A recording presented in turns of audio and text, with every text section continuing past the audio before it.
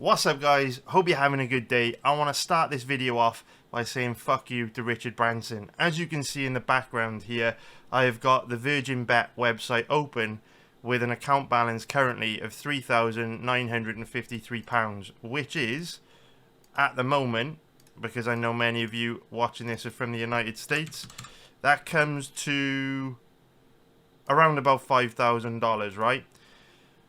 So as you guys know, I talk about this on my channel all the damn time. When you consistently make money on a betting site, eventually the betting site will shut you down. They'll restrict your account from being able to place bets. They'll close your account. Basically, they'll tell you to fuck off and stop betting on their platform. They'll put you in a position where you just can't make money on their website anymore. Now that is exactly what has happened to me. If we go to this weekend's fights on MMA as an example, and we try to place a bet on Sean Strickland to beat du Plessis, and say we just put in a standard bet, £200, we click place bet, as you can see it comes up, maximum stake value exceeded. Okay, maybe £200 is too much for this website, let's try £100. Let's see what that happens. No, maximum stake exceeded. Okay, let's try £50. 50? No, 50 is too much. What about 20? How about 20? Can we place 20? No, 20 is too much. Okay, what about £10, Virgin? What about £10? No. What about a pound? How about just a pound? Just a dollar? Anything? Can we bet anything on Sean Strickland this weekend? No, because you're scamming bastards. You are scamming bastards. Virgin Bet is owned by Richard Branson, who has a net worth of $2.9 billion. He's one of the richest men in the world, and clearly, like so many billionaires, this cockroach has built his wealth from stepping on people in life and just dishonest business practices. How can Virgin Bet, with an owner that has a net worth of $2.9 billion, justify closing down someone's betting account on their website, Virgin Bet, after just making a few £1,000 profit? So I deposited £1,000 into this betting account, which means I've made about £3,000 profit. It's just an absolute disgrace that betting sites are able to do this. And I'm singling out Virgin Bet in this video, but I've made plenty of videos like this about other betting sites. They're all the fucking same. There are exceptions to the rule, right? It's a nuanced topic. You can have exchanges, you can have brokerages, you've got Pinnacle. Yes, there are some exceptions to the rule, but for the most part, 99.9% of betting sites do this shit, and it should be illegal. It should be a scam, especially when you're owned by a billionaire. I mean, look at this guy. He looks like a fucking villain out of a movie. The guy's a fucking joke. You see him say quotes like this: the best advice I could give anyone is to spend your time working on whatever you're passionate about in life. Well, guess what, Mr. Branson?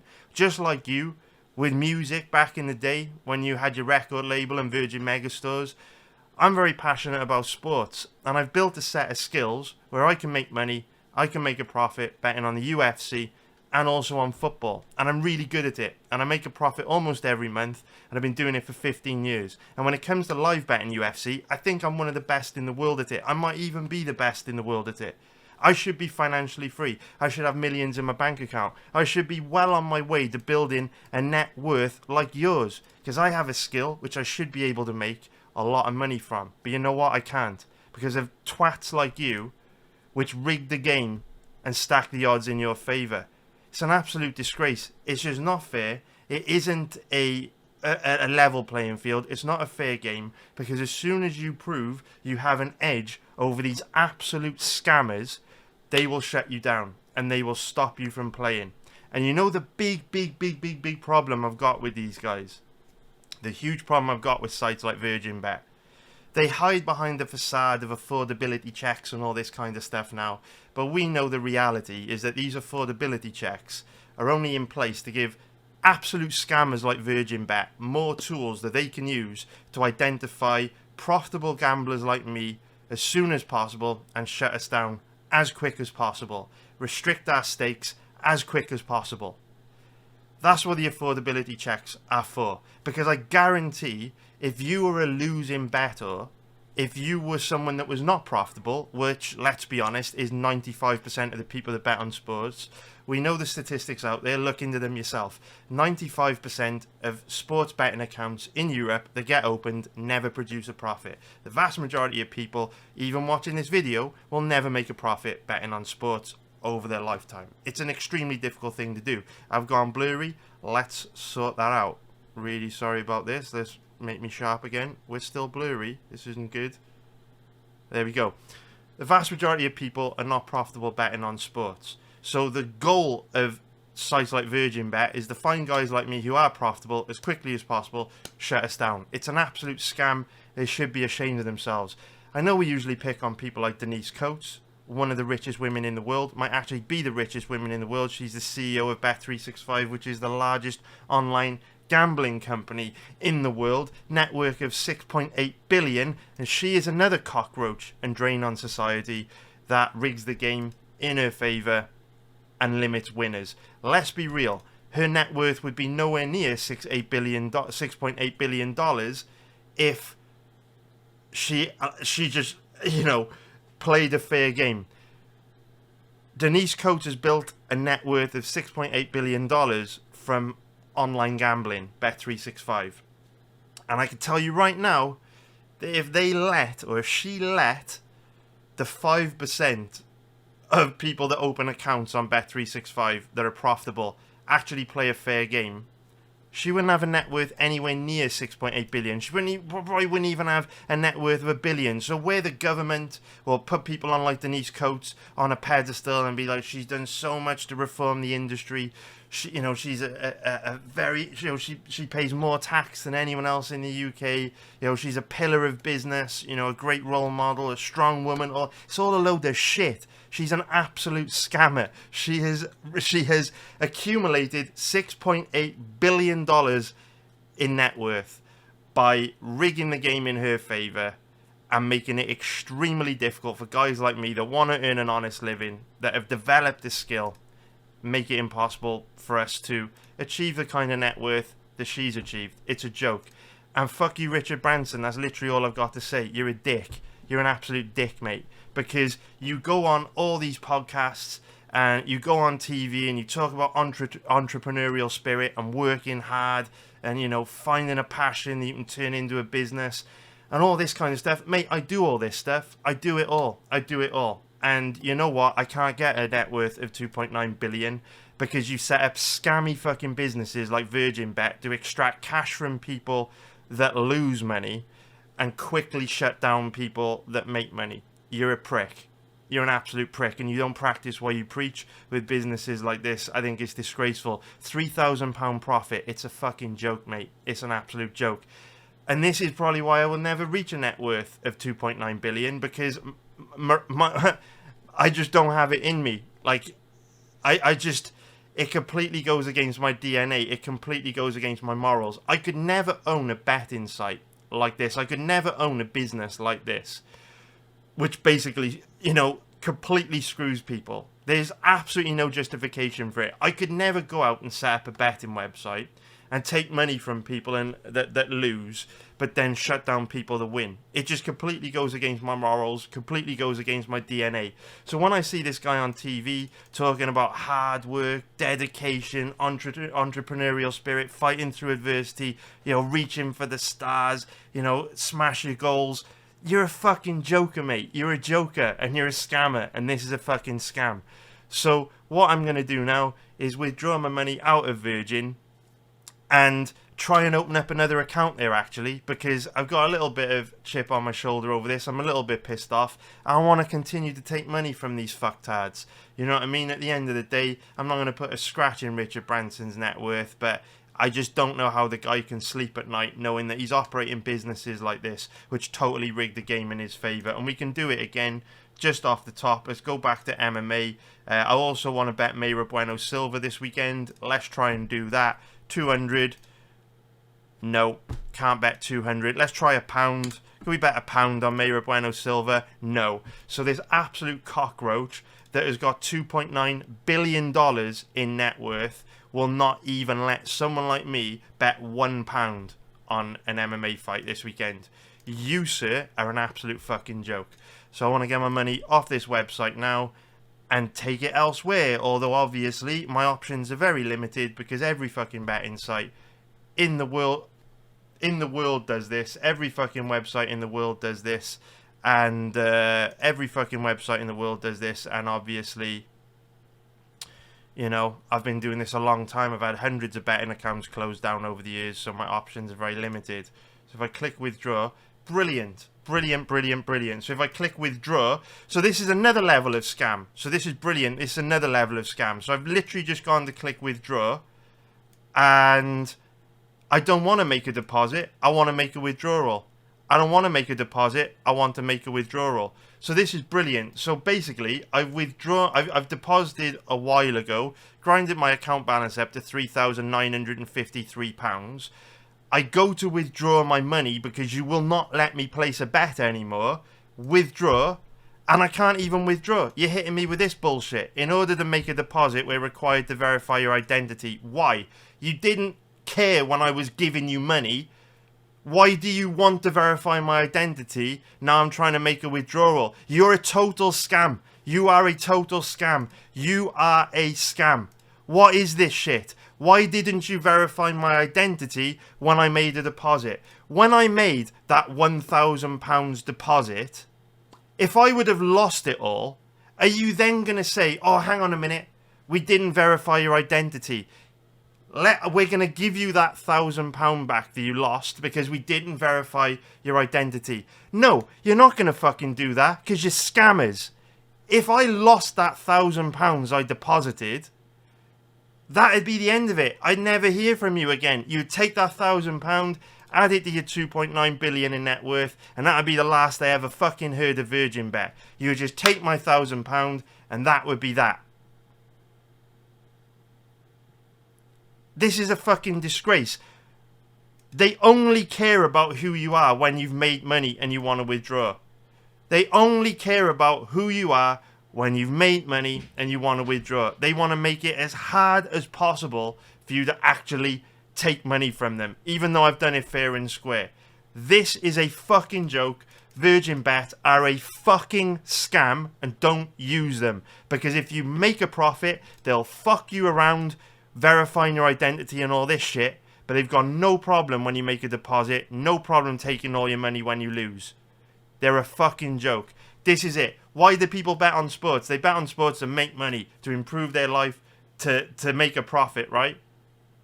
Nobody is betting on anything. Nobody's gambling on anything. Even people that do slot machines in Vegas think they're actually going to make money when they're not. Everyone wants to make money gambling, otherwise we wouldn't do it. How do you feel knowing that these cockroach scammers at Virgin Bet will close your account on a measly £3,000 profit and then make you go through bullshit verification steps to get your money back, which they didn't do when I actually made a deposit in the first place?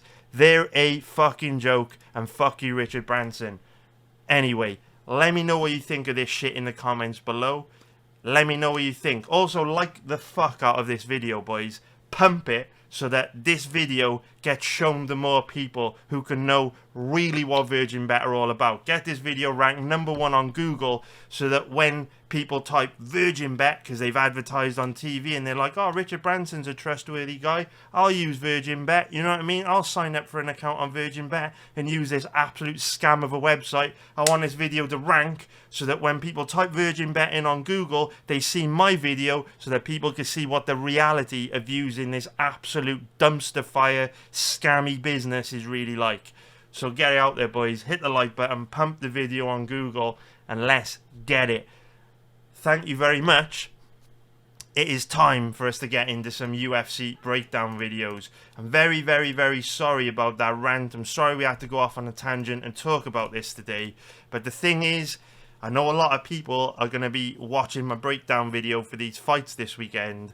And I need as many people as possible to see shit like this because it's dishonest, it's dirty, it triggers me, it winds me up, it drives me fucking crazy. Like I always say, I should be financially free, I should have millions of dollars in the bank, I shouldn't have a care in the world. I've been doing this for 15 years, I'm very good at it.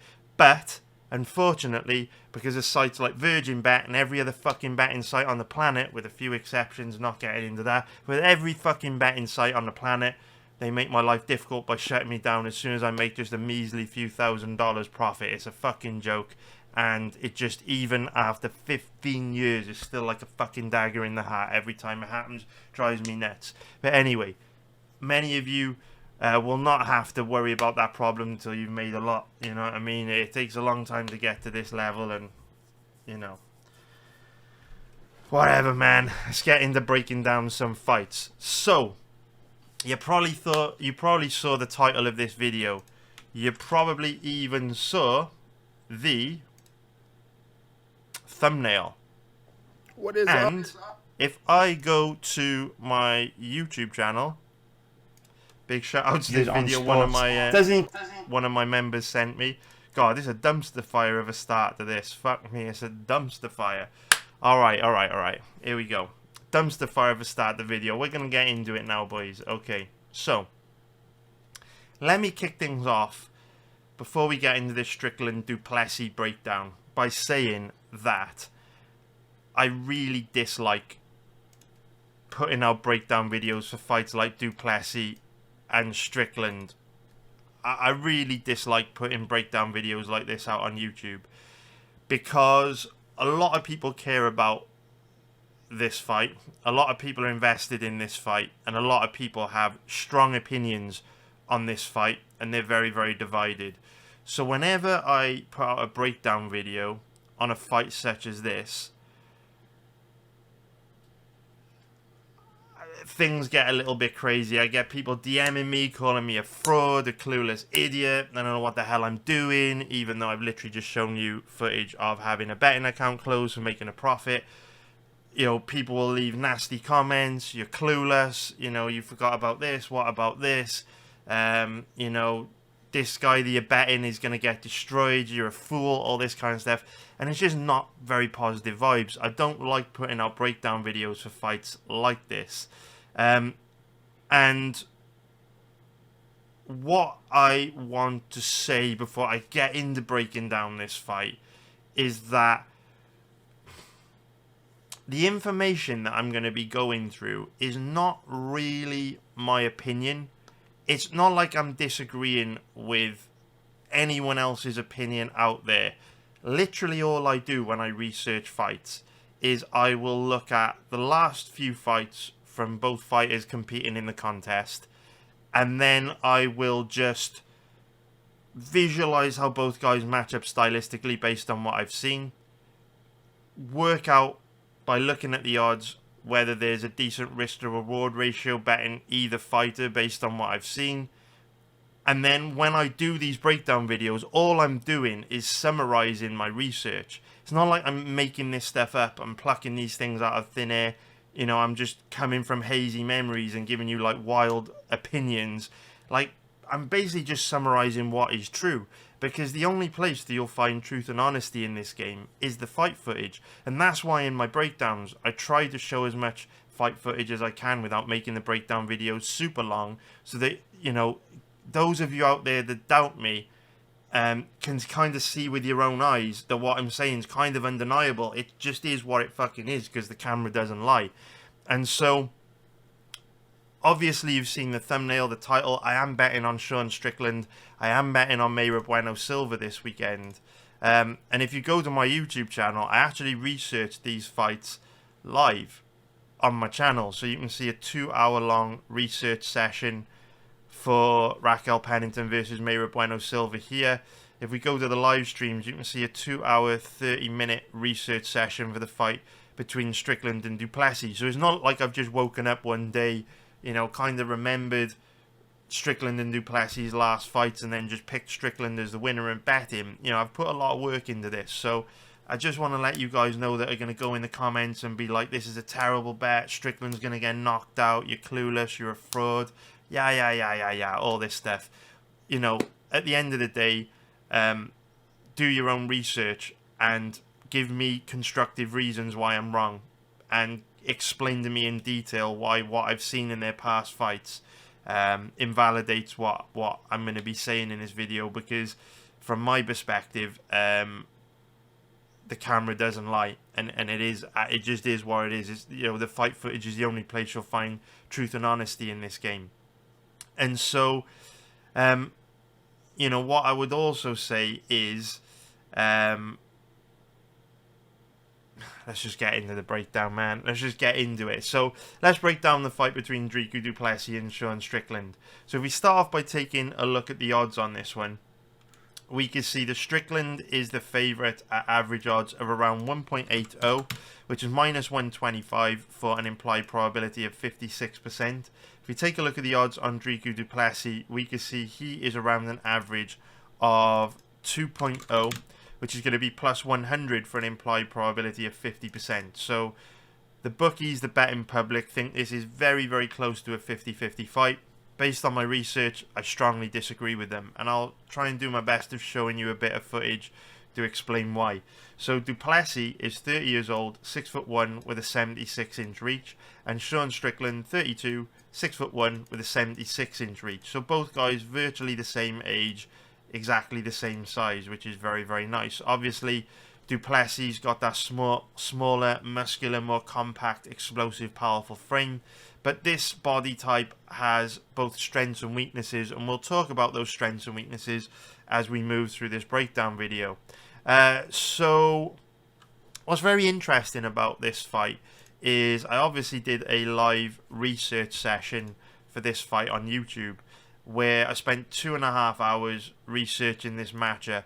And what's really interesting about this session is when I first started researching this fight, people in the live chat had a lot of different opinions on how they felt this fight would play out. The majority of people were leaning towards Dricus du Plessis.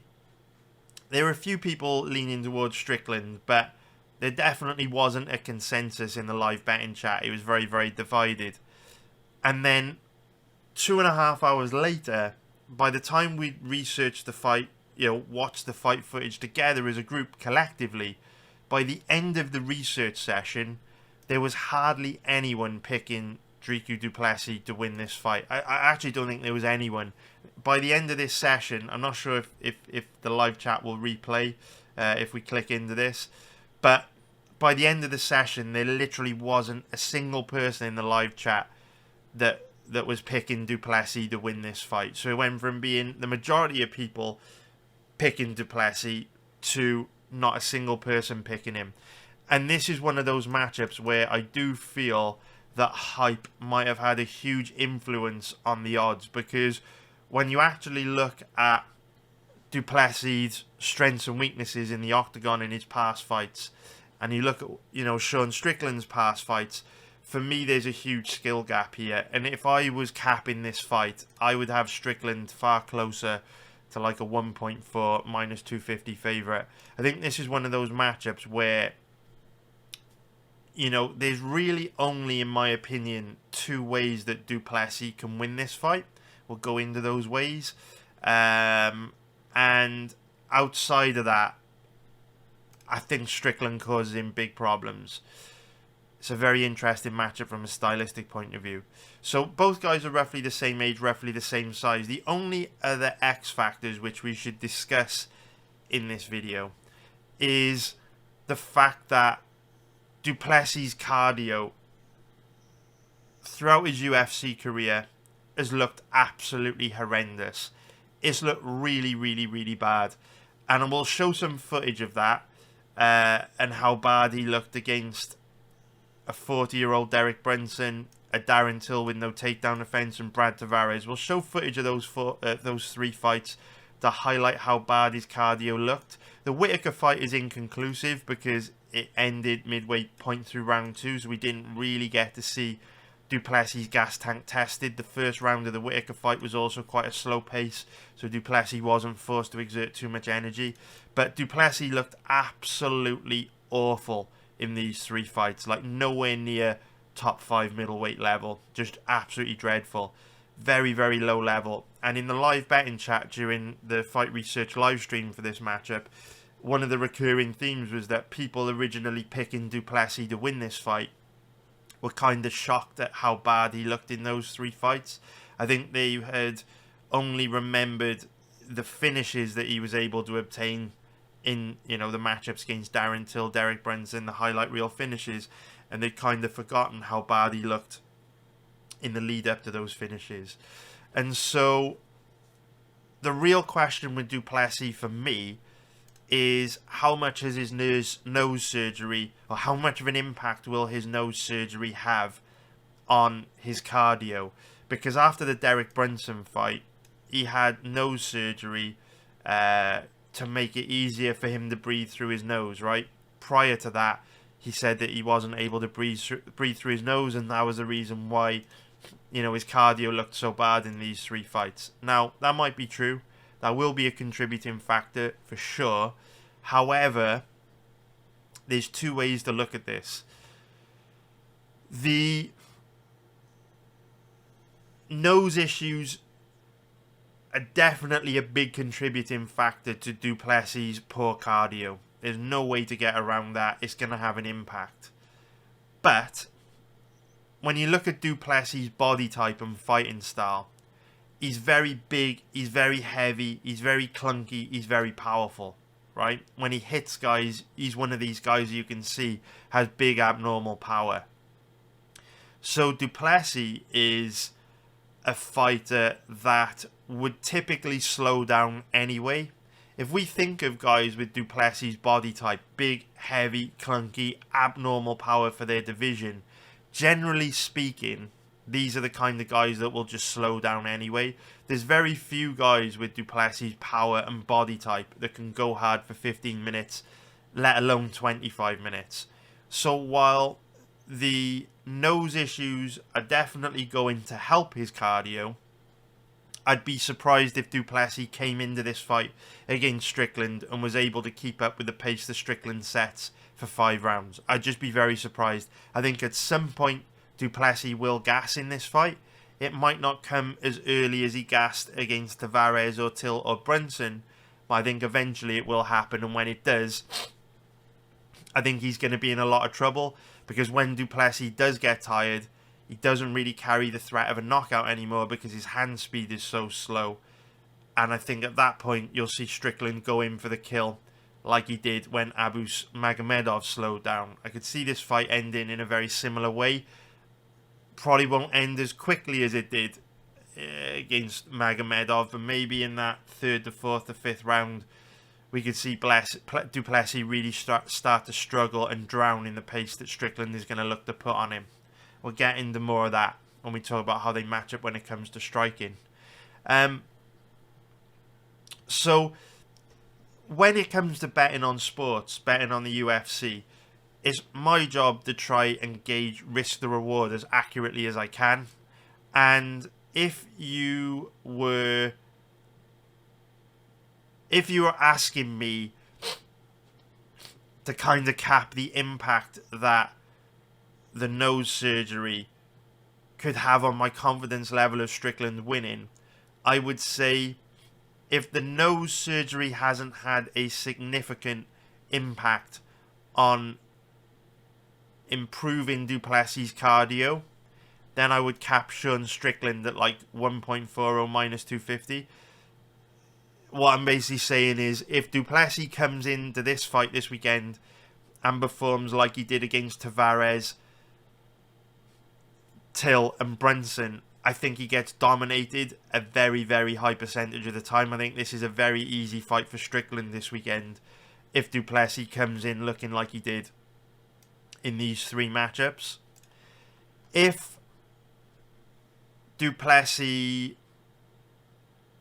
has significantly better cardio off the back of that nose surgery, then I would still cap Sean Strickland at like 1.60 to 1.70, which is minus 167 to minus 143, which would still give you a decent margin of value over his current odds of 1.80, minus 125.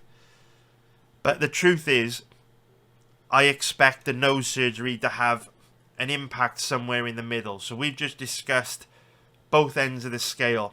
The nose surgery having a big impact on his cardio, having no impact on his cardio. I expect it to be somewhere in the middle, in which case I'd cap Strickland at around 1.50 minus 200. Because I think Du Plessis will still slow in this fight because of his fighting style, his body type, but it'll come maybe a bit later on than it did in the Till Brunson fights.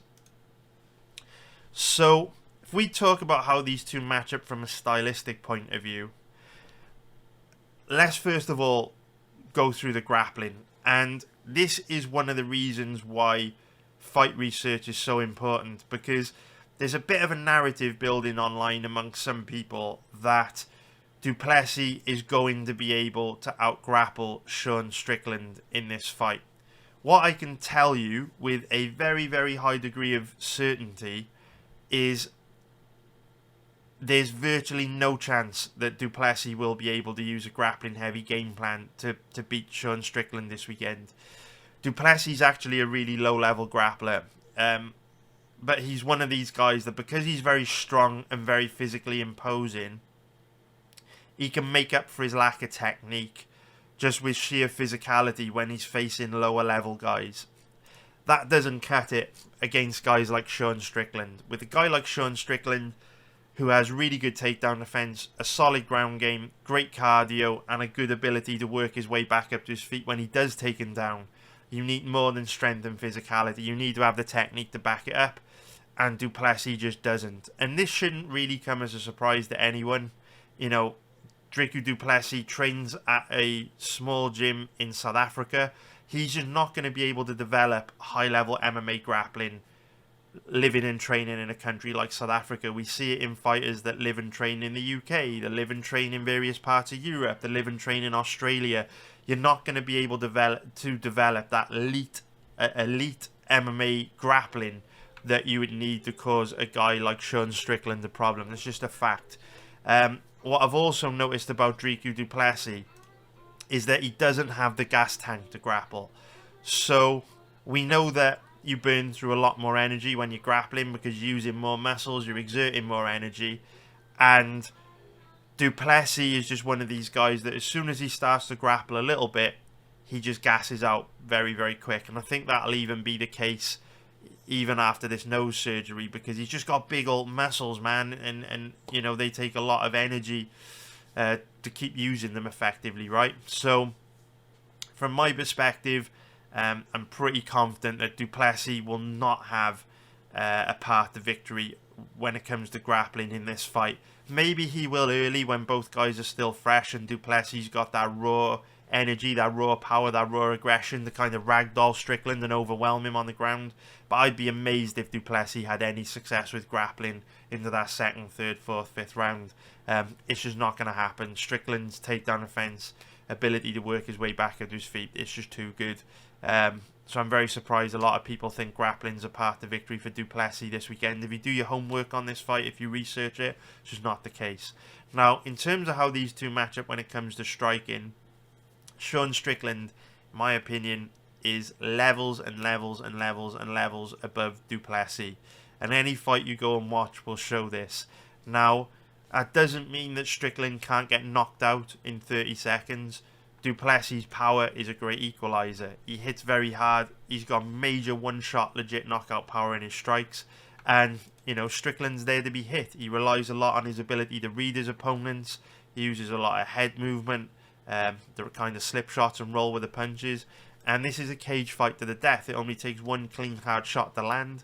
And Strickland's night's over, right? We saw Pereira knock him out. You know, this is one of those matchups where du Plessis hits very hard, and on his night, du Plessis can knock out anyone in the division.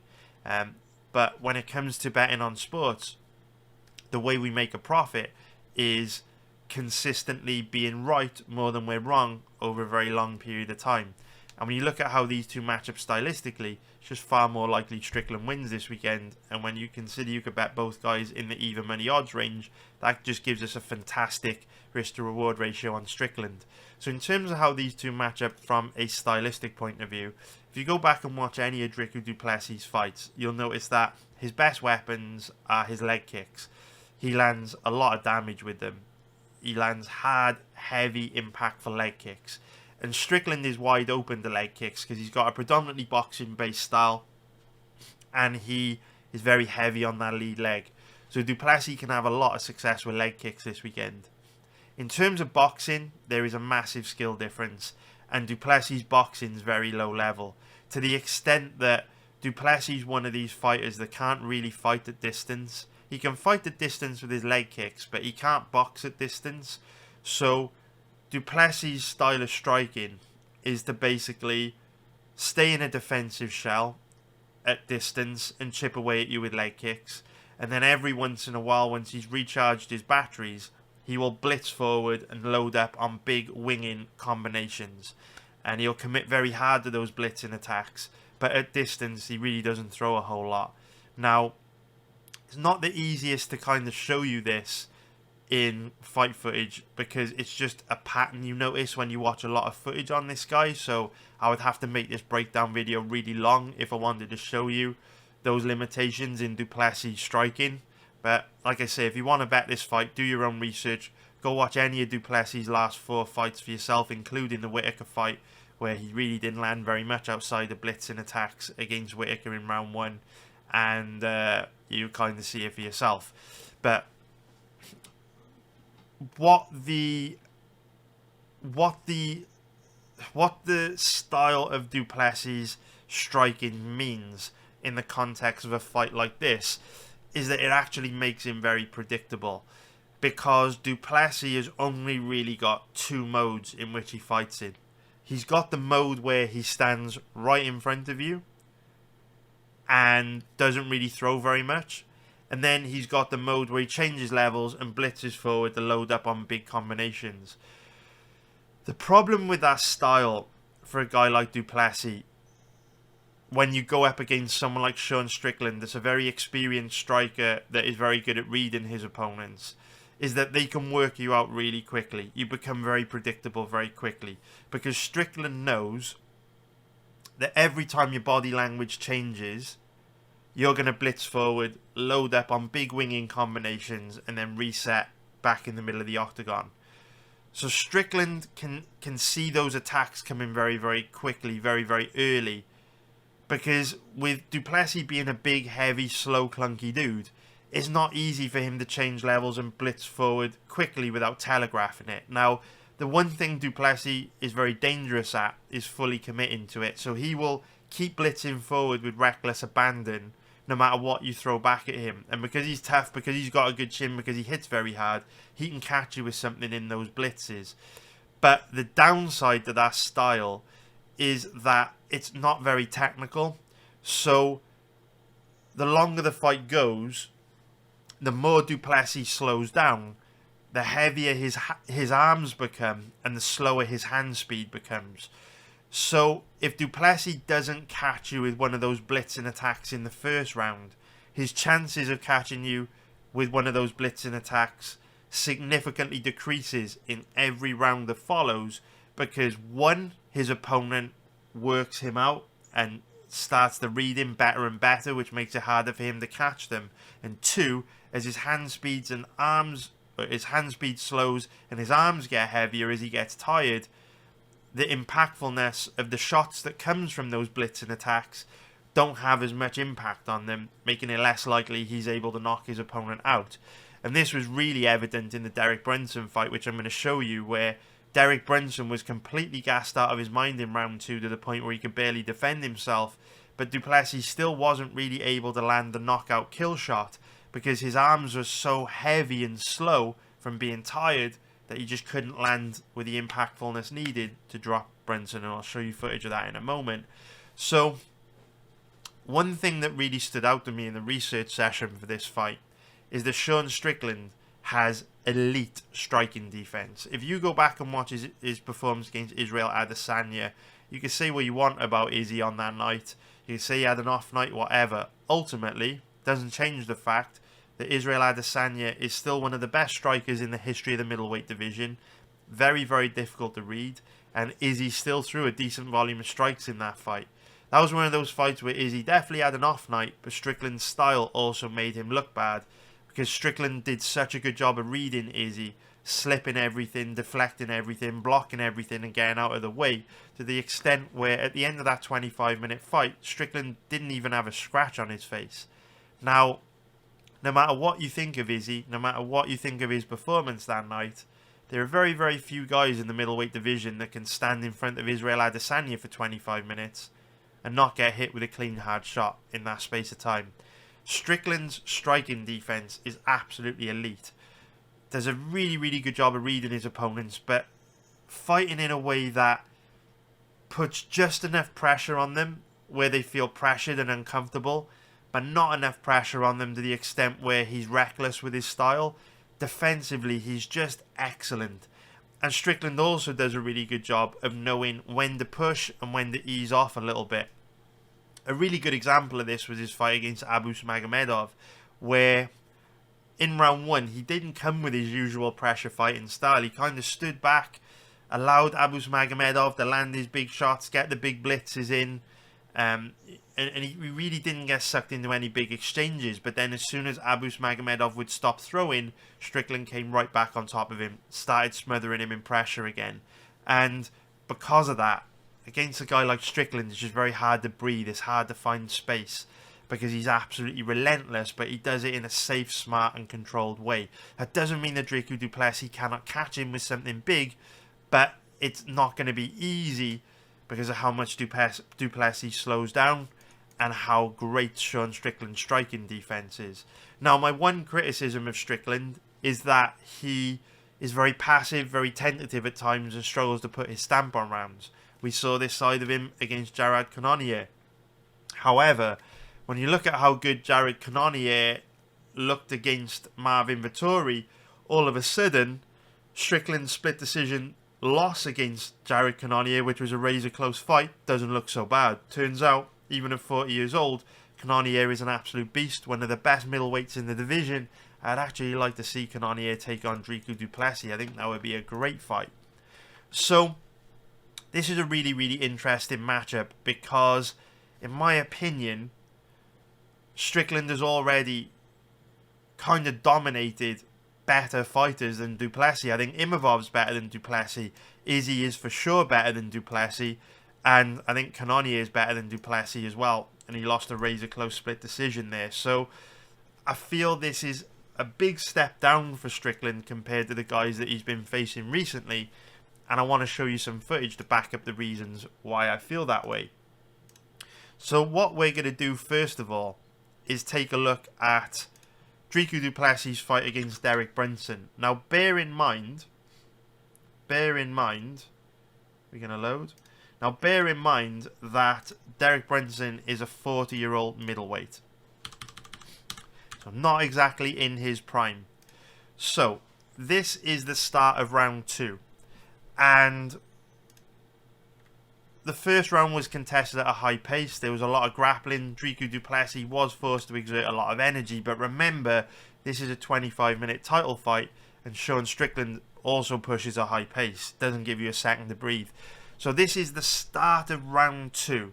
Right? This is the start of round 2. Now bear in mind, du Plessis is facing Sean Strickland in a 25-minute fight. So du Plessis had only been fighting for 5 minutes here. Take a look at how bad he looks. And again, I don't want to make this breakdown video super long, so I will be skipping through it. But I just need you to understand how big the skill gap is in this fight. So just look at how sloppy du Plessis is in these exchanges. Big, old, heavy arms, slow hand speed. Just wide open, bad. I mean, look at this, wide open, bad defensively, sloppy. Look how slow his hand speed is. Guys, this is 30 seconds into round 2. 30 seconds. He's only been fighting for 5.5 minutes. No matter what happened in round 1, there's no excuse for his hand speed being this slow this early into a fight. If he slows this much against Strickland, can you imagine what Strickland will do to him? Just look at how bad he looks in this second round. Look how sloppy he is. Just like steps in with a looping, sloppy, slow right hand. He's dreadful. He's absolutely dreadful. Dreadful. Strickland is a car. Look at that. Just lunges in with a right hand. Like, I want to skip ahead because I don't want to make the breakdown super long. But it's just dreadful. Really, really, really low level. And look, you can see his mouth is wide open, right? He's struggling to breathe through his nose. So I'm sure the nose surgery will improve that. But he is so sloppy, so low level. When you look at how good Strickland is defensively and how sloppy du Plessis is offensively. The skill gap is just gigantic, man. It's just absolutely gigantic. It's massive. Absolutely massive. Look at this. Look at this. Dreadful. Dreadful, dreadful, dreadful. So we'll skip through a little bit till it basically reached a point where where Brunson basically gasses and he becomes too tired to defend himself, and that's when du Plessis can start to land. But even then, du Plessis is just so sloppy. Basically, Brunson commits hard to this takedown, which is the last piece of energy that he's got, and then he just fades really hard from here. Look how tired Brunson looks. And again, this is only 7.5 minutes into a fight. Like, these are supposed to be two of the best middleweights in the world. Like, look at how slow du Plessis' hand speed is, man. It's wild. Like, look at this. He's fighting underwater. He's fighting. He's you know, Brunson is a gassed out 40-year-old fighter with tons of miles on the clock. Clearly too tired to defend himself. And look at how bad du Plessis is. He's so bad. I cannot believe how many people are picking du Plessis to win this weekend. It is fucking mind-blowing to me. He's so bad, man. Look at this. I mean, do we need to keep this going? Do we need to keep it going? Like, look at this. He just blitzes forward, but it's defensively, he's awful. He's awful. He's so bad. He's so bad. Watch how tired he is after this grappling exchange as well. Watch how tired du Plessis looks. Let's just skip through. Look, look, look. Look, look, look. Look how tired and sloppy he is. Gassed. Look how slow his hand speed is. My God. Sloppy. And he, you know, and this is what I mean. The longer the fight goes, the better it gets for Sean. Because du Plessis is landing clean and hard here on a 40-year-old Derek Brunson. But because his hand speed is so slow, he can't deliver knockout power anymore, so he's just not hurting Brunson. Look at the deep breathing from du Plessis. If he gets this tired this early into the fight against Strickland, he will get destroyed. And it just gets to the point where, you know, Brunson's too tired to defend himself, and du Plessis gets the finish. Let's watch another one. Let's take a look at the Darren Till fight. Let's get into this one. So we'll go to the same point in the fight. Midway round 2. Oh, actually, let's go to the start of round 2, right? So, du Plessis didn't exert anywhere near as much energy in the first round of the Till fight as he did in the first round of the Brunson fight. So he's a little bit sharper in round 2 here, but still gets eaten alive on the feet by Darren Till. Just look at him overreacting to the feints. Just a sitting duck on the feet. Till just chips away at him, lights him up.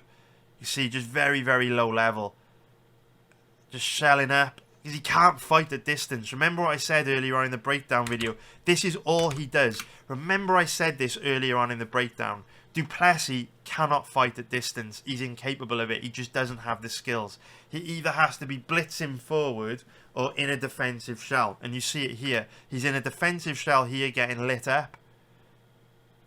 You know, really, really bad in this range at distance. And then to try and alleviate the pressure he's under, he blitzes forward. But then immediately resets back to a range here, distance, where he just can't land anything. So he blitzes forward to try and alleviate the pressure. And then he just goes right back to fighting a distance where he can't land anything. Watch how bad he is in this range. So look how bad he is. An absolute sit-in duck. Look how bad he is. And he thinks about blitzing there, but Till reads it and backs up. Look, look, look, look. He thinks about blitzing forward here. Watch, watch, watch, watch, watch. See there? But Till's like, nah, lead hand out. I've read you, bro. I'm going to back up. And then he has to retreat. This is exactly what Strickland will do to him. Look how bad he is at distance. Sitting duck on the feet. Look how bad he is. Look how bad he is. There are people picking Dricus du Plessis to beat Sean Strickland in a 25-minute title fight. What planet are you living on?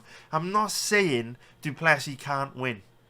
Something could happen which is unpredictable, that we're not able to foresee from his past performances. Maybe he turns into a cardio machine, puts it on Strickland for 5 rounds. But even then, it's not going to make up for his poor technique. I just can't get my head around the fact that people are favouring. Like, the fact Strickland is in the even money odds range is absolutely fucking wild to me. It's wild. Maybe Strickland has a bad night. Maybe he gets caught with a big shot, knocked out. Maybe, right? Skill for skill. Not even close. Like, look at this guy. He's so bad on the feet. He's so bad. We're only 7.5 minutes in to the fight. He's got a fight against Sean Strickland for 25 minutes. I need to wrap this up, I think, and make my point. But so many people are on Du Plessis this weekend. So many people in my comments are going to call me a fraud, a clueless idiot. I don't know anything. Du Plessis is going to ragdoll Strickland. He's going to gas. Du Plessis is going to take Strickland down and dominate him. All this kind of shit. Mate, do some fucking research. Because if you're leaving comments like that, you haven't got a fucking clue. You haven't got a fucking clue, mate. If you think this guy is going to be able to out-grapple Strickland, don't have a clue. What is this shit? Superman punches and shit. Mate, he can't land a punch at distance. Just completely incapable. Looks like an absolute sitting duck on the feet. So look, I don't know if Sean Strickland is going to win this weekend, but what I do know is he's an absolute steal at even money odds and should be a much bigger favourite. So... Look, I mean, look. I have I made my point? Let me know in my Discord. Let me know in the comments if I made my point. This guy's awful. He just blitzes forward. That's all he's got. So anyway, you've seen it for yourself now. So if Strickland does get flash knocked out this weekend, please don't be harsh on me and say you're an idiot. You know, it was obvious Du Plessis was going to do that. Strickland was a terrible bet, blah blah blah blah blah. Please don't hit me with all the negativity I usually get when I break down a fight like this, and I lose a bet, because ultimately all I can do is make the best decision possible with the information I've got available, and the footage is screaming at me out of my screen to go and bet Strickland this weekend. So let's take a look at the odds on the over-under.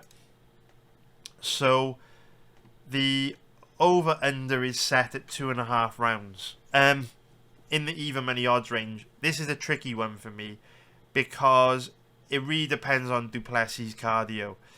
If Du Plessis' cardio is improved off the back of the nose surgery, then I think it's reasonably likely this fight goes into the 3rd, the 4th, the 5th round. I think Du Plessis is tough enough to hang in there with Strickland, especially because Strickland is a little passive and tentative at times. But if Du Plessis fights like he did against Tavares, Till or Brunson, I think this fight goes very much like Strickland versus Abus Magomedov, where by the end of round 2, Du Plessis will be absolutely gassed out of his mind, and I think Strickland will read that, put it on him, and get a finish like he did in the Abus Magomedov fight. So without really knowing what Du Plessis' cardio is going to look like, that's a difficult one to call. Don't really have an opinion on it. Now, in terms of the prop bets on this one, I really like Sean Strickland to win by knockout or TKO. The odds aren't great, so I wouldn't bet that myself. The odds are a bit short. I would prefer to just bet more money on Strickland to win money line. But if you really want to bet props for whatever reason, if you're into props, I think Strickland to win by knockout or TKO is the most likely outcome, just because I think it'll reach a point where Du Plessis will become too tired to defend himself, and when that happens, I think Strickland will pour it on and get the finish. So I hope you found that breakdown useful. Alright, now let's break down the next fight on this card, another title fight, this time between Raquel Pennington and Mayra Bueno Silva. Now, I'm going to be betting Mayra Bueno Silva this weekend. I think she's a very good bet for the reasons I'll be explaining in this breakdown video. So let's start off by taking a look at the odds. We can see that Mayra Bueno Silva is the favourite. Her odds are actually improving, which is a big surprise to me. But she's an average of around 1.59, which is minus 169 for an implied probability of 63%. If we take a look at the odds on Pennington, she is around an average of, say, 2.38, which is going to be plus 138 for an implied probability of 42%. So Pennington is 35 years old, 5'7", with a 67.5-inch reach, And Mayra Silva is 32 years old, 5'6", with a 66.5-inch reach. So both girls roughly the same age, roughly the same size. Pennington's going to be 36 this year. She's also had more than double the amount of fights that Silva's had. She's been in a lot of wars. She's been around forever. She's a bit of a veteran. So perhaps Father Time will start to catch up with her. Either way, Mayra Silva is the younger, hungrier, up-and-coming fighter who is likely to still be making big improvements from fight to fight. And one of the reasons why I'm betting Silva in this fight is because I am noticing her make big improvements.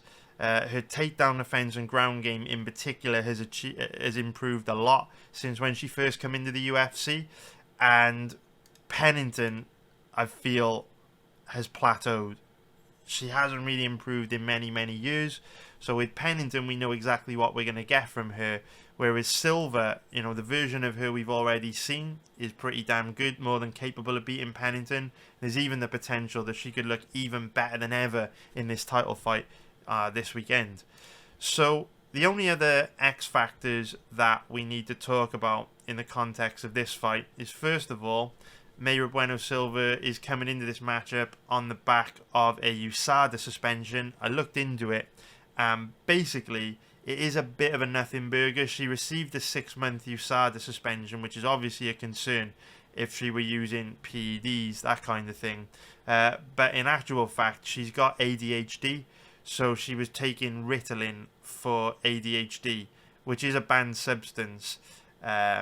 But obviously isn't really a performance-enhancing substance for an MMA fighter. So she was supposed to declare it to USADA. She didn't. She tested positive for it.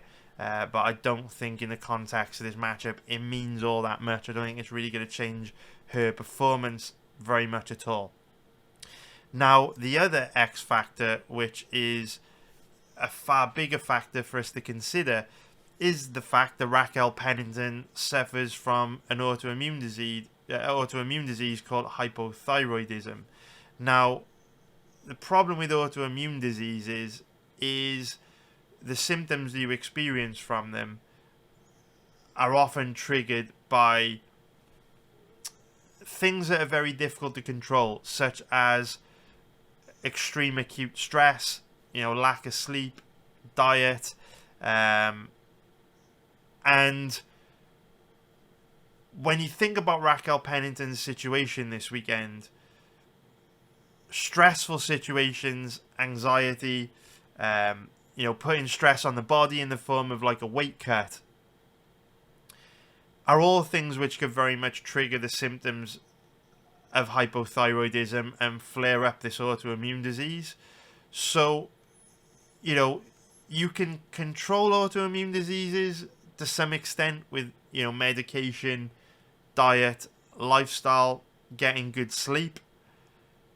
But they're never going to 100% go away. And when you think about the situation that Pennington's in this weekend, putting a lot of stress on her body with a weight cut, probably being very stressed out and anxious that she's in a big title fight, I just think that dramatically increases the probability of Raquel Pennington's hypothyroidism flaring up, and that could have a significant detrimental impact on her ability to perform to her full potential this weekend.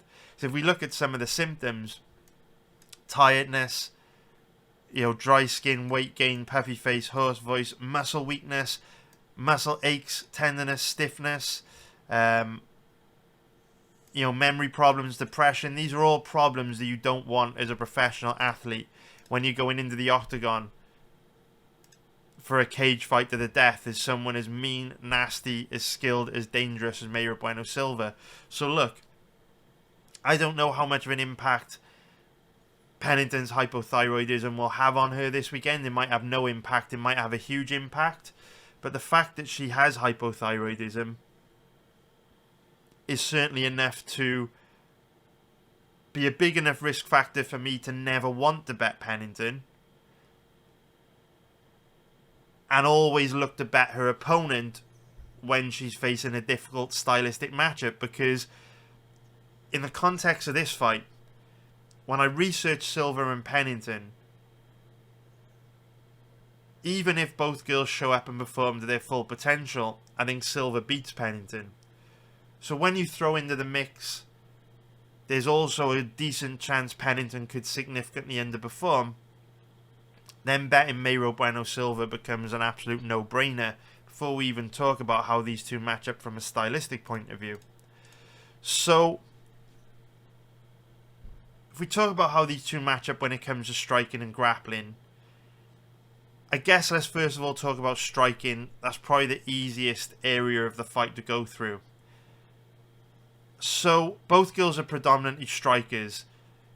Neither of them try to take their opponents down that often. They will shoot the occasional takedown, but for the most part, both these girls want to stand and strike. And if the fight stays standing, there's quite a big skill gap here. Silva is a couple of levels above Pennington. Pennington is just a brawler. She's just scrappy, she's just tough, she's got a great chin, great cardio, but doesn't throw that many kicks and has got a very heavy boxing style.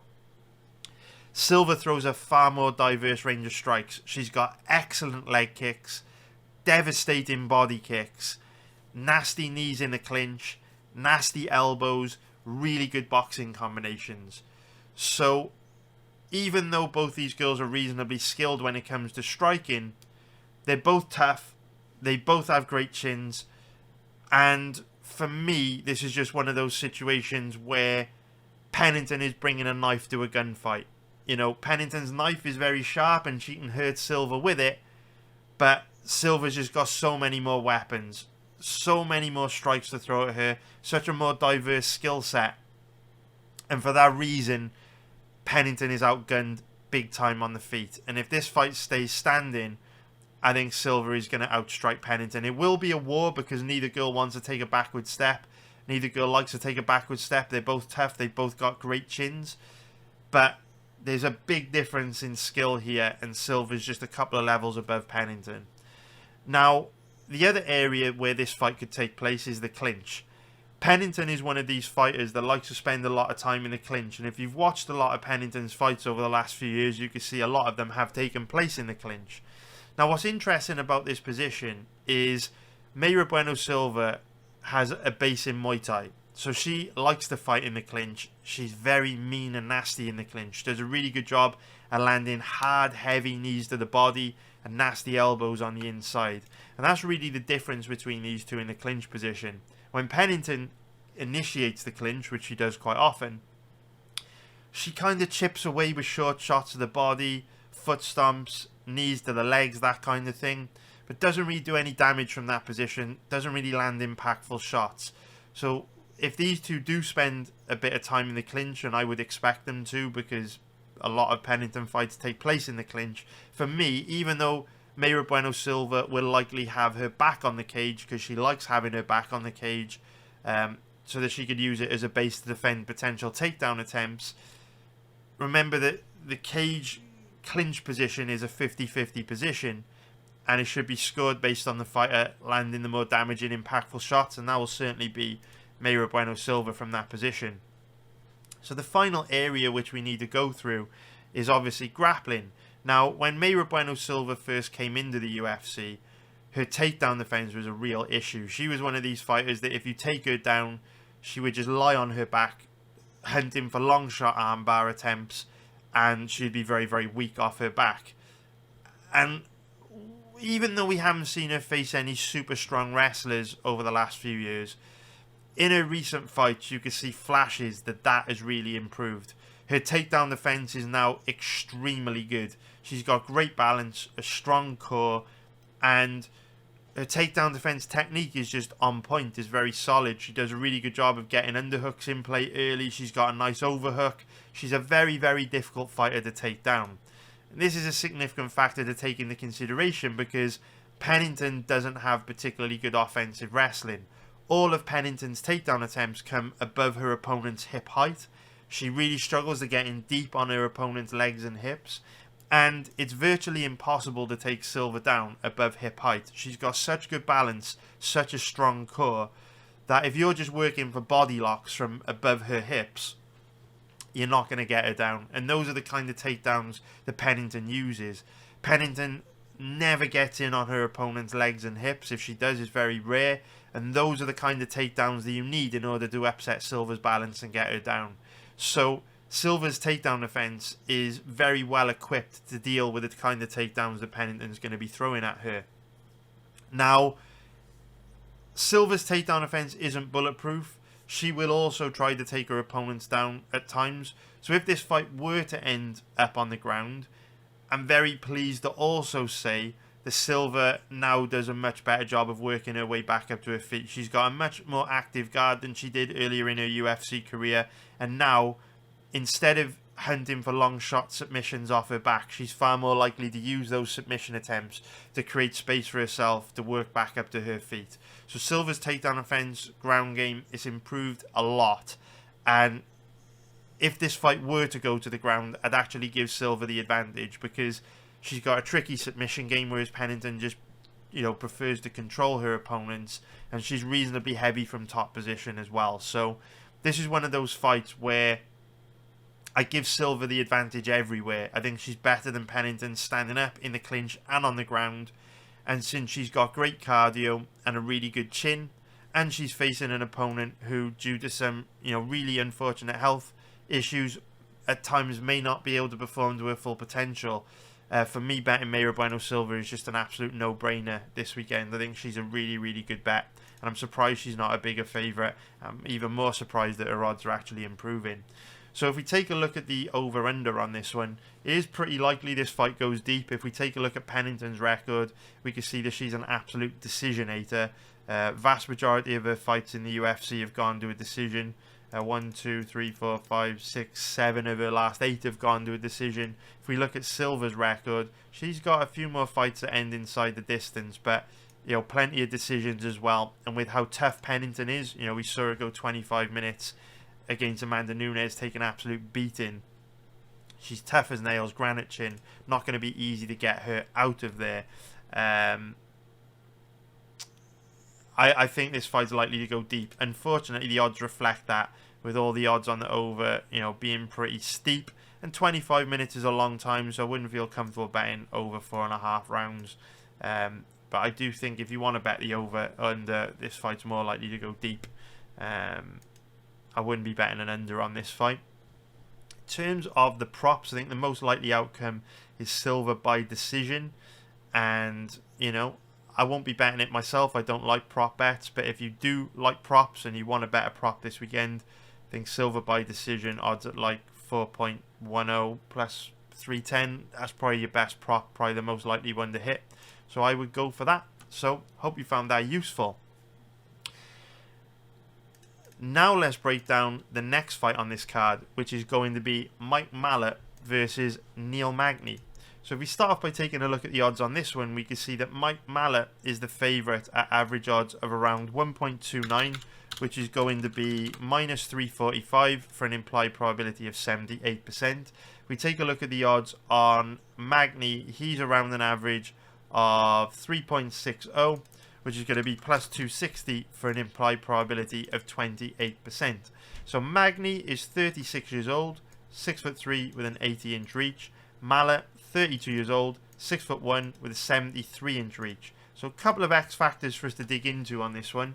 The first being the age. So even though there's only a 4-year difference in age, which isn't a very big difference at all, Magny is a fighter who, in my opinion, is on a very steep decline.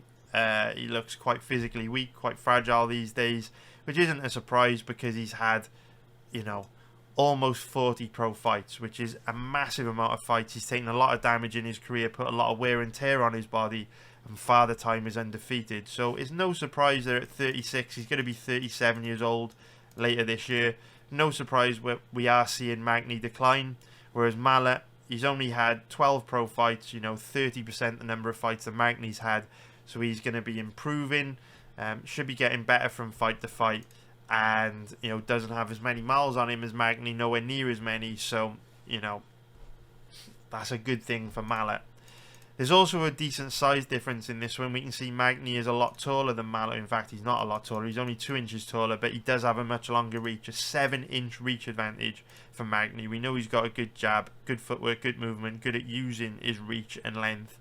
And for an inexperienced guy like Malott with only 12 pro fights, that 7-inch reach advantage for Magny is not going to be easy to deal with.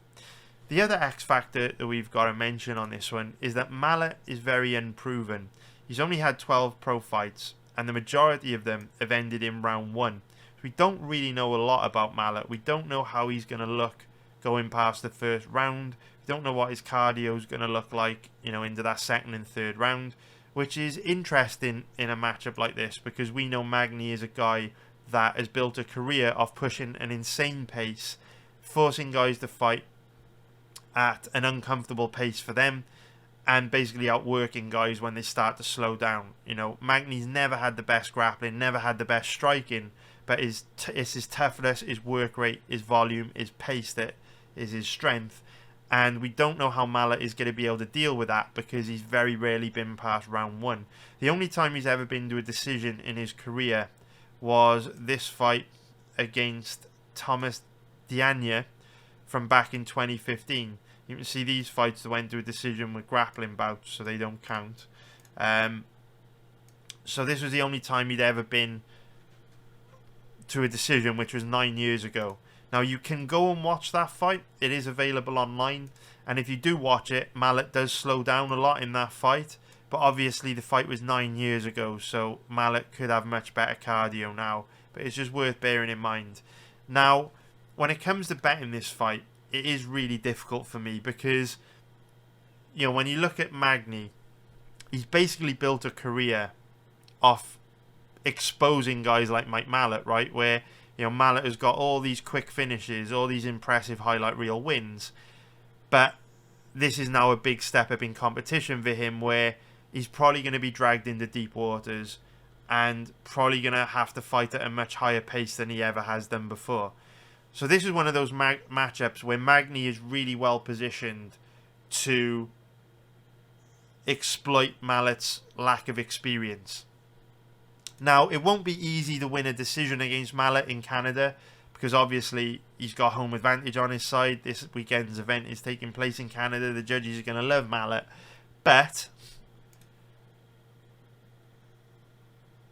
it's not easy for a guy like Malott to go from getting all these quick finishes in just a few minutes to then going in there against someone like Magny that will likely make him work hard for 3 rounds. Now, from a betting point of view, Magny has one deal-breaking weakness, which makes it impossible for me to bet on him this weekend, and that is his takedown offense and ground game. His takedown offense is extremely bad.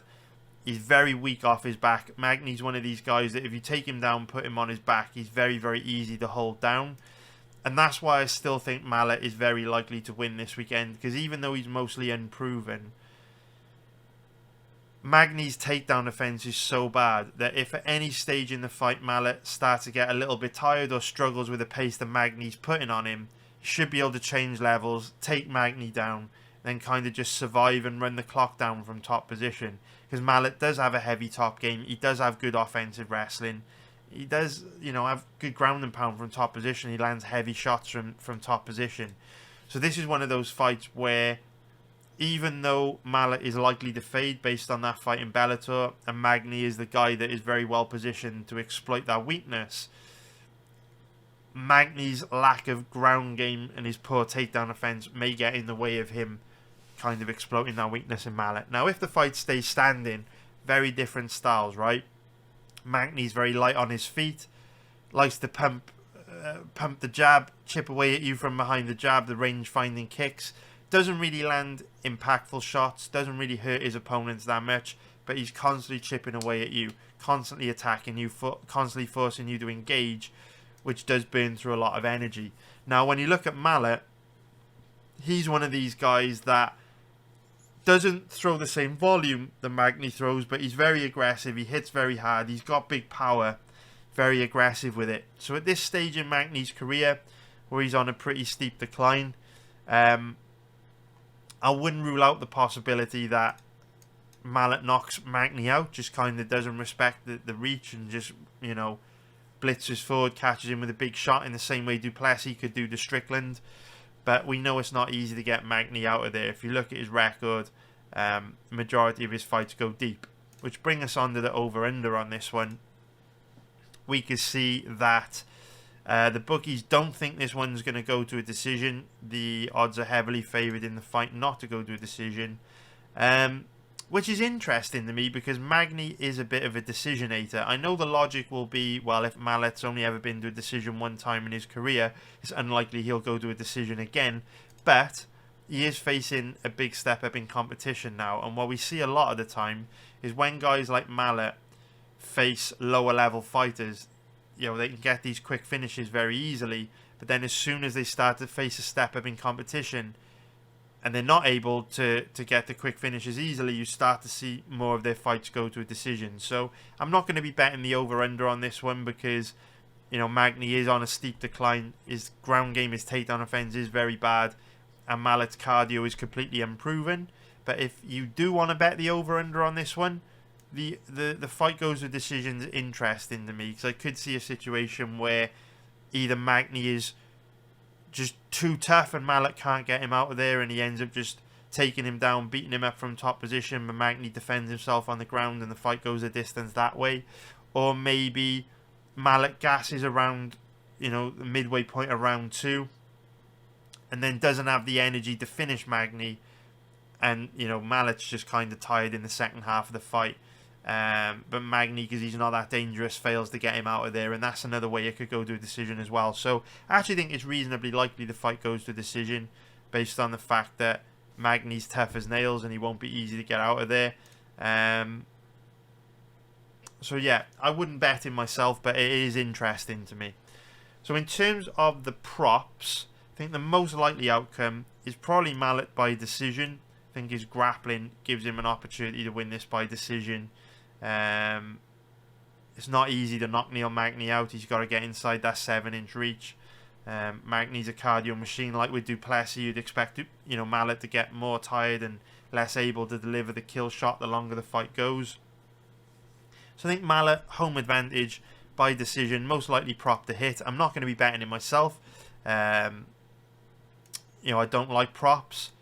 But Malott by decision, 5.0 plus 450, probably the most likely prop to hit on this fight.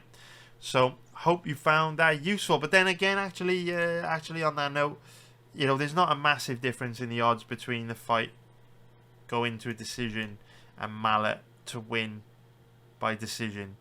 So in fact, it might just be smarter to just bet fight goes to a decision because then you kind of cover yourself if Malott were to gas and Magny were to able to outwork him like late on and backdoor a decision. I do think the early stage of this fight will be very difficult for Magny.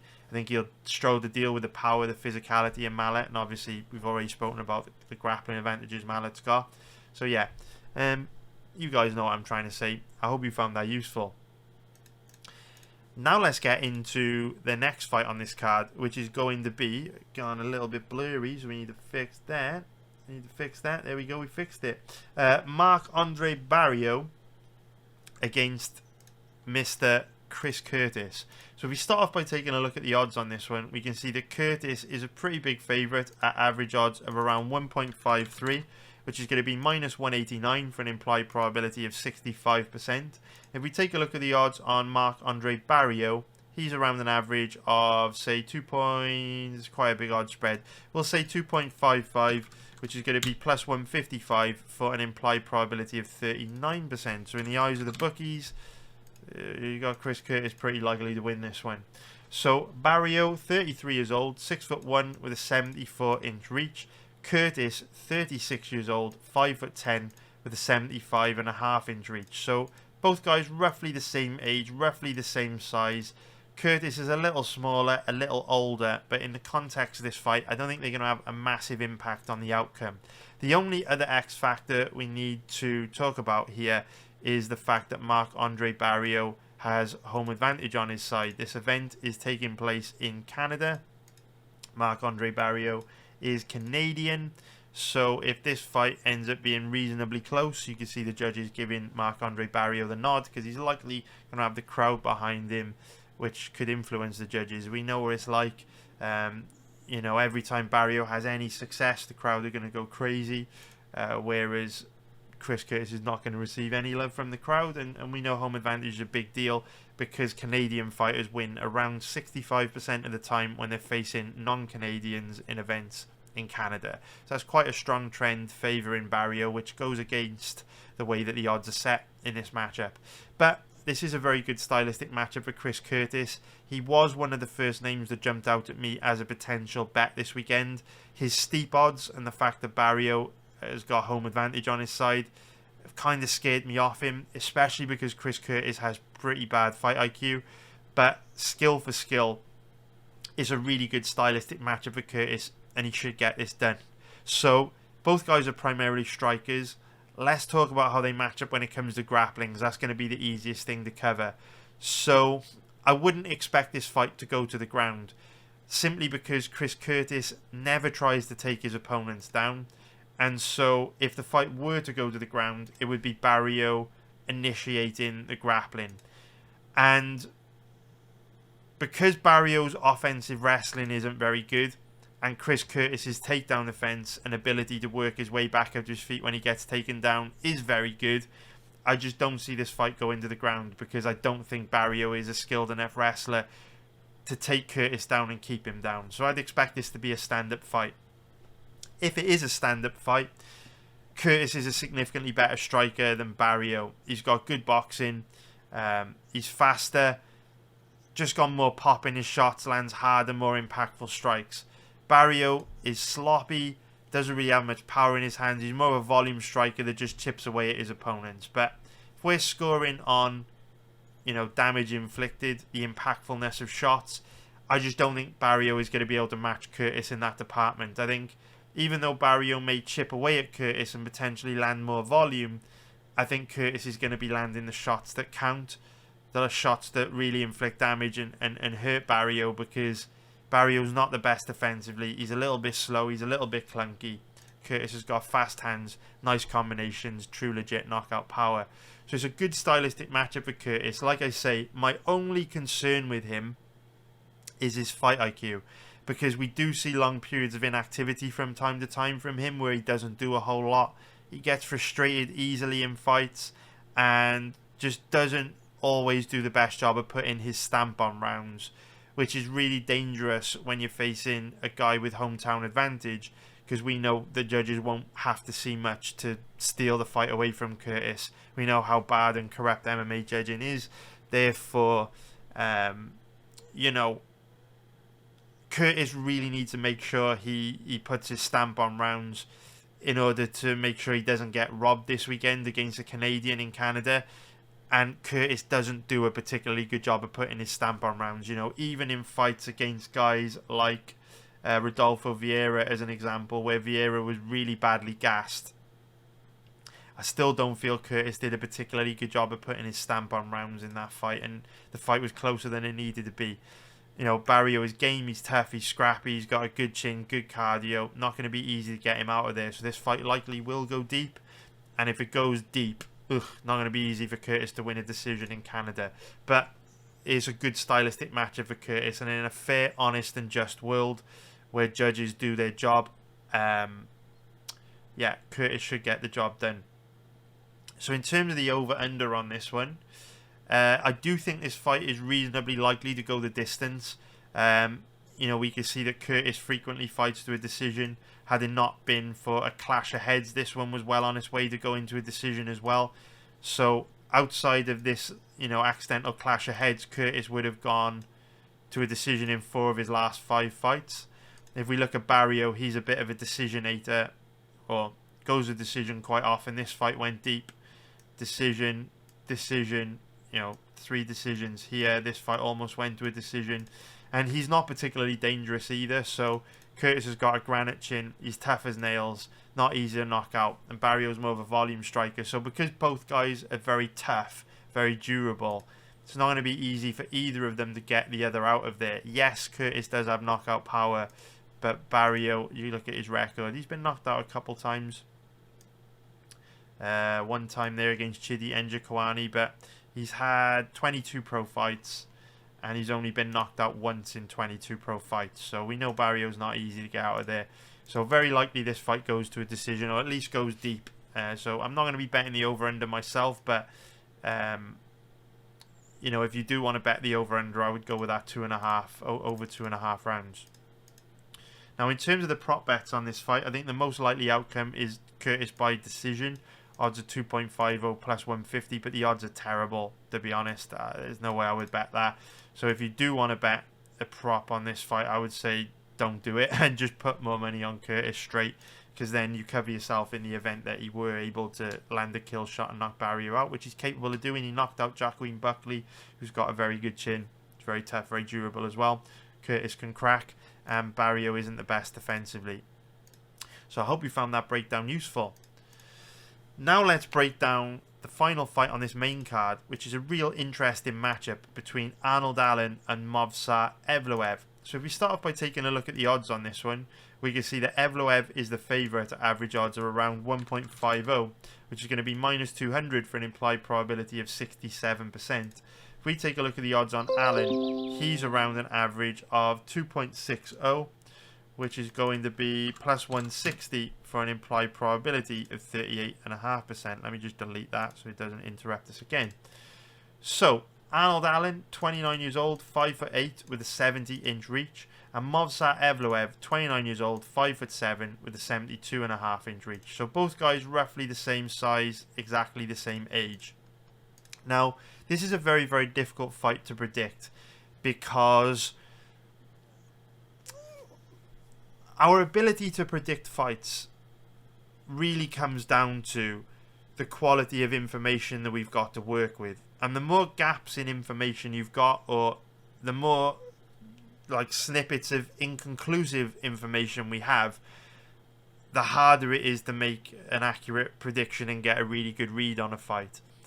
And the problem with trying to predict the outcome of this matchup is it's very difficult to know what to expect from both guys, because in the case of Movsar Evloev, he's making big improvements.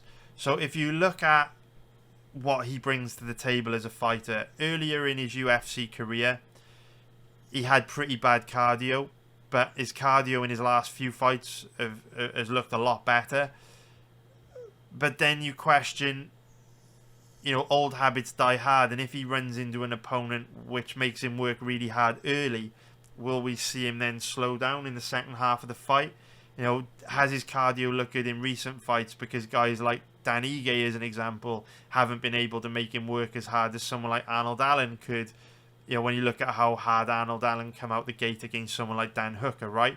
We know Evloev slowed frequently in his early UFC fights. So if Allen pushes a crazy pace now in round 1, will Evloev slow again? So that's a bit inconclusive. How much has Evloev's cardio really improved? But we know his striking has improved exponentially. Evloev was a pretty low-level striker when he first came to the UFC. Didn't really have any pop in his shots, was quite flat-footed. Only really used his striking to set up his grappling.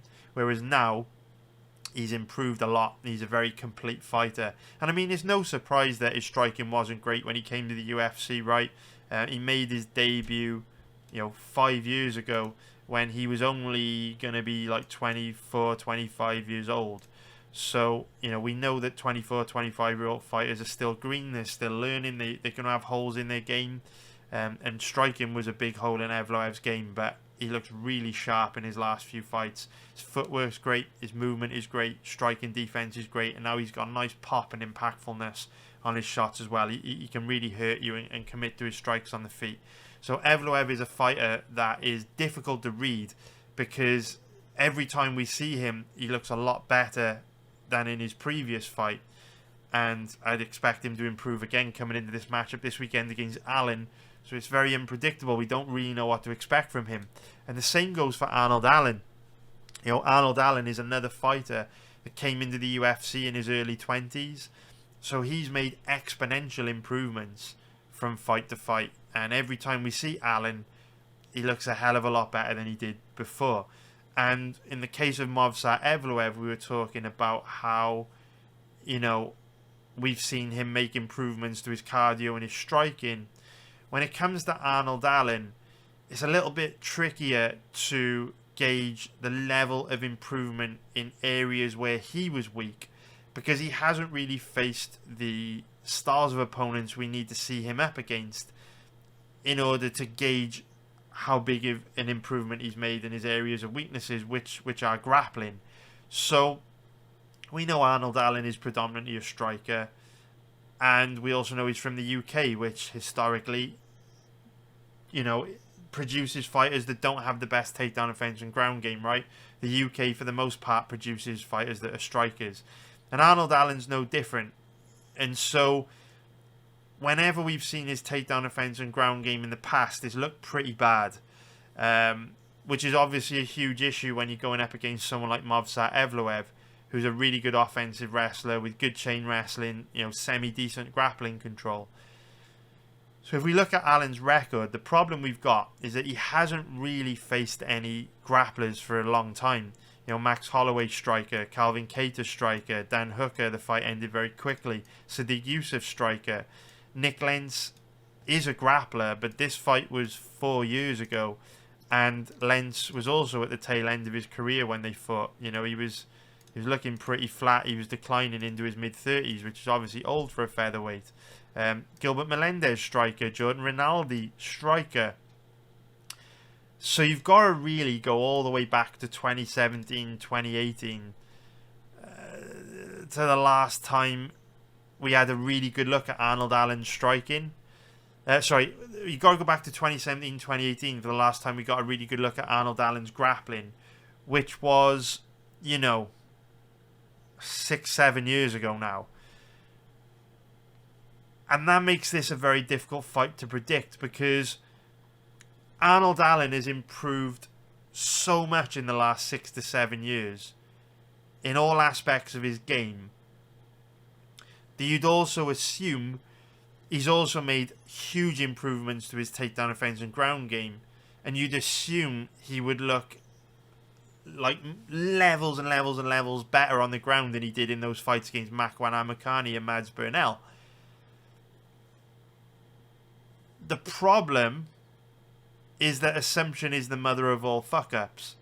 And there are fighters out there, many fighters that we can all think of, who for whatever reason go through their whole career having bad takedown offense and a bad ground game, and they never improve it. Neil Magny is a good example, who's competing on this card. Now, ultimately, it's my job to try and make the best decision possible with the information I've got available. And if you're asking me what I think Arnold Allen's takedown offense and ground game will be like, I think it'll be pretty good. Because the difference between someone like Arnold Allen and someone like Neil Magny is their body type, right? Neil Magny is long and lean and tall. He's got those skinny legs, so it's easy to upset his balance. Someone like Arnold Allen that is strong and muscular and physically imposing are usually quite typically difficult to take down, just because, it's not easy to upset their balance because they're very athletic, and then because they're so strong, it's kind of difficult to hold them down as well. So I feel Arnold Allen will have pretty good takedown offense and an ability to work his way back up to his feet, but I can't be sure, because the last time we saw his grappling, it was fucking dreadful, to be quite honest with you. So, very tricky fight to call, because if we're trying to predict the outcome of this fight based on past performances, it's a good stylistic matchup for Evloev, because he should be able to use his grappling to take Allen down and just smother him in pressure on the ground. But the fight gets interesting because Evloev is one of these grapplers that isn't a particularly physically imposing grappler. Like, he's got good grappling technique. He's like the opposite of Du Plessis, right? So a guy like Du Plessis has really bad grappling technique, but because he's so strong and physically imposing, he could still kind of get takedowns and hold you down just because of how big and strong he is. Whereas a guy like Evloev is the opposite. He has excellent grappling technique, but he struggles to hold guys down because he's just not that physically imposing, right? And so what's interesting about this matchup is Allen is a lot stronger, a lot more physically imposing than Evloev. So if Allen's takedown offense and ground game is improved, I think Evloev could really struggle to use a grappling heavy game plan in this one, because I don't think he's going to be able to hold Allen down because he won't match his physicality. But then if Allen's takedown offense and ground game is as bad as it was when he fought Makwan and Mads Burnell, then his physicality isn't going to matter, because Evloev's level of grappling, his technique will just be too much for Allen to deal with. So it's a very interesting dynamic in how these two match up on the ground, and it's a great fight for live betting. Obviously, we hit a winner last weekend on Barriault Bautista to beat Ricky Simone, because we were able to read pretty early on that Bautista is going to be very difficult to hold down, and it's a similar sort of dynamic here. As soon as we kind of figure out, how Allen's going to deal with Evloev's grappling, we should be able to live bet this one. But for pre-fight betting, it's very difficult because there's just too many unanswered questions when it comes to this fight. Now, when it comes to striking, this is an area where I think Arnold Allen has a pretty big advantage. He just went toe-to-toe with Max Holloway for 25 minutes, and Arnold Allen has good cardio, tough as nails, granite chin, lands mean, nasty, hard, impactful shots. True legit knockout power. He's faster, more athletic, more explosive than Evloev. Evloev's striking has improved a lot, but he still can't match the speed, the physicality of Allen. So even though Evloev may outstrike Allen in terms of volume, he might do a better job of chipping away from behind these range-finding kicks and jabs, I think Allen's going to land the harder, more damaging, more impactful stuff. So this is one of those fights where Allen definitely has the advantage on the feet based on their past performances. I say Allen does have long periods of inactivity where he doesn't do very much at times, but I think his power, the impactfulness of his shots will negate the volume that Evloev will put on him. Grappling's a lot more difficult to call. Based on past performances, Evloev's got a big advantage on the ground, but I have a sneaky feeling Allen will have improved a lot in that area, which means this could turn out to be a really difficult stylistic matchup for Evloev. So what does all that stuff kind of mean from a betting point of view? Well, for me it's definitely dog or pass, and Arnold Allen actually is a very tempting bet. I think if Allen's improved his takedown offense and ground game, a reasonable amount, which you'd expect him to in the last 6-7 years, I think he can give Evloev hell. I don't think it's that difficult to stop Evloev's offensive wrestlings. He doesn't have the physicality to go with it. And with Allen being so much more physically imposing, I think there's a good chance Allen, has improved enough to keep this fight standing where he'll have a pretty big edge on the feet. So Allen is a very tempting bet for me, but I can't bet Arnold Allen because I don't have proof or evidence that his takedown offense has improved to the point where he's going to be able to keep this fight standing. It's just my intuition and experience telling me that is more likely to have happened than not. So this is definitely dog or pass. There's no way I would bet Movsar Evloev this weekend. If you're betting Evloev this weekend, you're taking a really big gamble because you're betting him at big favourite odds in a fight where he may be forced to stand and strike. And if he's forced to stand and strike, he will most likely lose. So you're getting a very, very bad risk to reward ratio on Evloev because you're basically betting on Allen's takedown offense and ground game not have improved when every other single aspect of his skill set has improved. So it's logical for us to assume his takedown offense and ground game would also have improved. So I think Movsar Evloev's a very bad bet at these odds. The odds are way too steep. You're getting a bad risk to reward ratio there. His dog or pass, but I can't bet Allen due to gaps in information. We need to see how this one plays out. Hopefully we get to learn more about Allen's takedown offense and ground game this weekend. It's been such a long time since it's been properly tested. So if we look at the over-under on this one, pretty likely this fight goes the distance. Arnold Allen, bit of a decisionator. We can see that 5 of his last 7 have gone to a decision, and Evloev, his last 1, 2, 3, 4, 5, 6, 7 fights have gone to a decision. These 2 almost went to a decision as well. So very likely this goes to a decision. Unfortunately, the odds reflect that with it being pretty steep favourite odds for the fight to go to a decision. In terms of props, I think most likely outcome, I would go, if you really want to bet a prop, I would go with Allen by decision.